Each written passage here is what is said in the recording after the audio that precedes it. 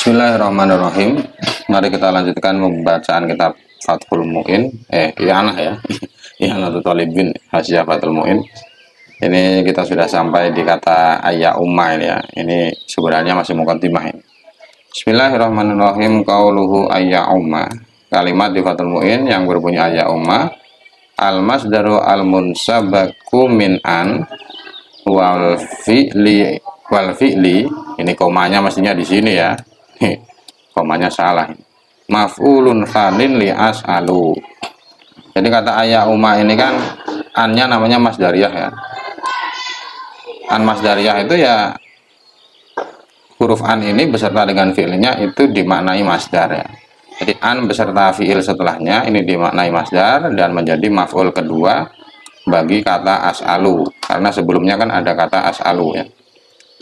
Wa qauluhu al-indifa marfu'un alal fa'iliyah. Ayya ummal indifa'u ya. Setelah kata ayya umma ada kata indifa, ini rafa menjadi fa'il. Wa qauluhu lil khossah allamu zaidah wa ba'daha mansubun alal maf'uliyah. Di kata lil khossah ayya ummal indifa'u lil khossah ya. Ini lamnya adalah lam tambahan, lam yang tidak punya arti, dan kata setelah lam itu i'rabnya nasab menjadi maf'ul ya. Wa yahtamilu ayakuna fa'ilul fi'li dhamiran ya'udu 'ala Allah. Wal indifa mansubun bi isqatil khafdi ay as'alullah. Tadi adalah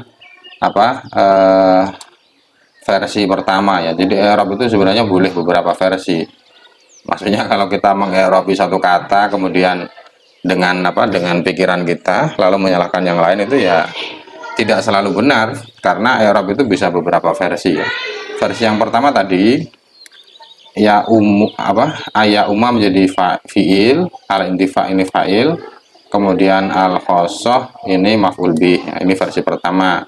Versi yang kedua fa'il ya umma adalah dhamir yang kembali kepada Allah. Kemudian al-indifa ini nasab ya, ini nasab. Kalau tadi kan rofa ya, ini kan rofa. Kalau versi kedua al-indifa ini dibaca nasab dengan menghilangkan huruf jar. Jadi asalnya ada baknya ya, bil indifa, tapi baknya dibuang kemudian menjadi nasab. Itu namanya nasul khafdi ya, membuang huruf khafd. Ay as'alu ayya'umallahu bil intifai bisyarhil madhkur al khossata wal ammah. Jadi kalau menurut versi kedua maka maknanya seperti ini. Aku memohon agar Allah memberikan kemanfaatan yang menyeluruh, kemanfaatan syarah ini kepada orang-orang yang khusus maupun orang-orang yang umum. Fil qamus yuqalu ammahum bil atiyah. Di dalam kitab qamus kata amma itu dicontohkan dengan kalimat ammahum bil atiyah. Jadi seseorang meratakan pemberiannya ya. Jadi amma yang di dalam Fathul Mu'in itu sama dengan amma yang dijelaskan di dalam al-qamus ini. Wal muradu bil khossah huna al muntahun wal mutawassitun wa bil amah al mubtadiun. Jadi dalam kitab syariat ya, dalam kitab-kitab salaf, pelajar itu dibagi menjadi tiga ya. Ada muntahun, ini yang sudah expert ya, sudah pro. Ada mutawasitun ini tengah-tengah, dan ada mubtadiun ini pemula ya, masih amatir. Muntahun ini sudah pro ini.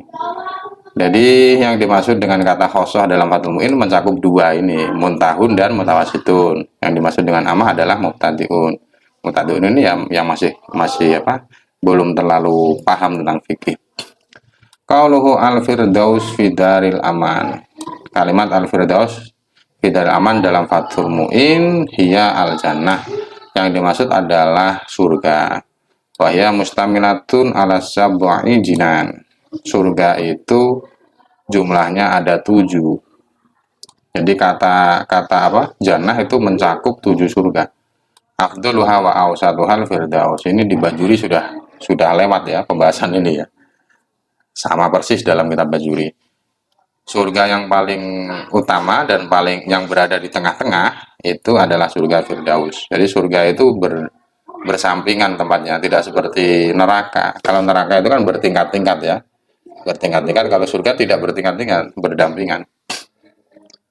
Wa jannatul ma'wa wa jannatul khuldi wa jannatul na'im wa jannatu adn wa darussalam wa darul jalal. Ini nama-nama surga ini ya. 1, 2, 3, 4, 5, 6, 7. Loh, cuma 7. Oh iya benar ya, 7 ya. Jumlahnya 7. Ini nama-nama surga. Kemudian wa ila madhhabah Ibnu Abbas. Wa ilama ini gimana ini? Oh iya ya. Ini mana malah? Wa ilama dzukir dhahaba Ibnu Abbas ya, maksudnya begitu ya. Jadi pendapat ini adalah pendapat yang diusung oleh Ibnu Abbas. Wakila arbaun. Ada pendapat yang mengatakan jumlah surga itu 4. Warajjahahu jama'atun. Pendapat ini dikuatkan oleh sekelompok ulama. Liqaulihi ta'ala wa liman khaufa maqama rabbih jannatan. Tsumma qala wa min dunihima jannatan.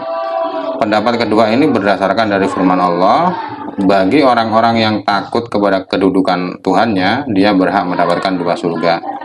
Lalu setelah ayat ini Allah juga berfirman, selain 2 surga itu ada juga 2 surga yang lain.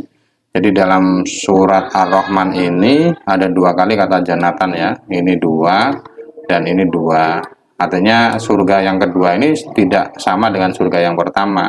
Berarti jumlahnya kan 4 ya. Ini di baju ini sudah ada ini penjelasan ini.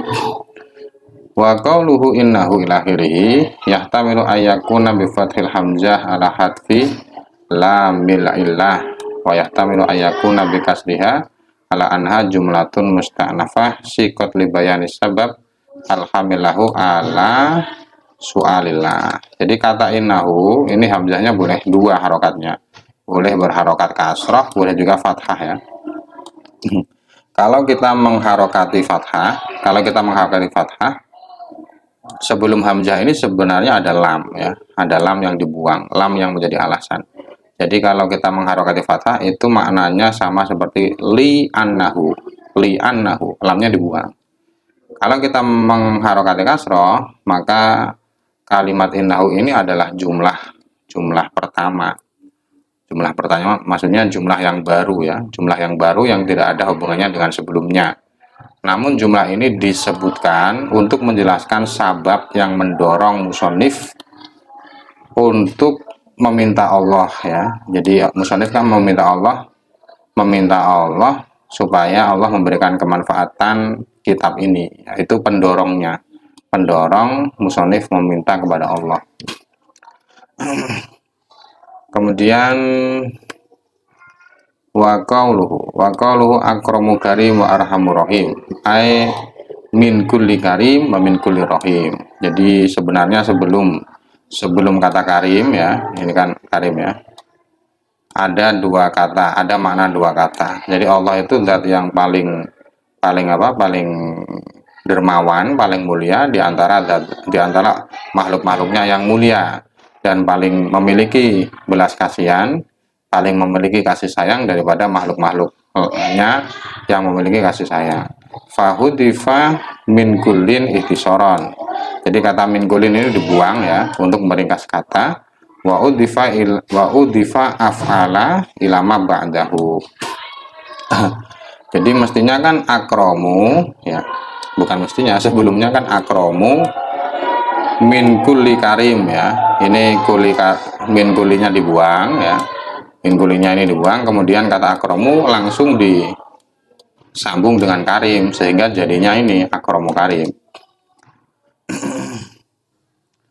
Kemudian wajaza kaunuhu mufrodan wa anal asla ayakuna jam'an likauni af'al ba'du ma yudhafu ilaih li fahmil makna wa adamil tibasil murad. Jadi kata apa ya, mudhaf ilaih ya, mudhaf ilaih biasanya normalnya itu kan kalau af'alu tafdhil disambungkan dengan kata yang lain itu mudhaf ilaihnya jamak biasanya. lebih mulia daripada beberapa orang yang mulia. Tapi ini kan mufrad ya Karim ya. Jadi mudhof ilaihnya boleh mufrad, walaupun secara kaidahnya mudhof ilaih dari af'alu tafdhil harusnya jamak. Nah, mengapa diperbolehkan? Karena af'alu tafdhil ini, akram ini sebagian kenapa diharuskan jamak ya? Kenapa diharuskan jamak? Kenapa mudhof ilaih diharuskan jamak? Karena af'alu tafdhil yang disandarkan ke sana itu adalah sebagian dari mudhof ilaih ya, sebagian dari mudhof ilaih. Dan hal ini dikarenakan agar maknanya difahami dan dikarenakan tidak ada tidak ada kemungkinan arti yang lain ya, tidak ada kemungkinan arti yang lain. Jadi intinya adalah mengapa mudhof ilaihnya ini boleh berupa kalimat yang mufrad, karena maknanya sudah difaham dan tidak ada kemungkinan makna yang lain. Jadi andai kata maknanya belum difaham dan ada kemungkinan yang lain, maka yang mudhof ilaihnya harus jamak. Jadi ini adalah dua kalimat ini adalah alasan mengapa mudhof ilaihnya di dua kata ini berupa mufrad ya. Qauluhu ayu alifu, ini kita teruskan di video setelahnya ya. Semoga bermanfaat. Mohon maaf bila terdapat kesalahan. Wallahu a'lam bishawab.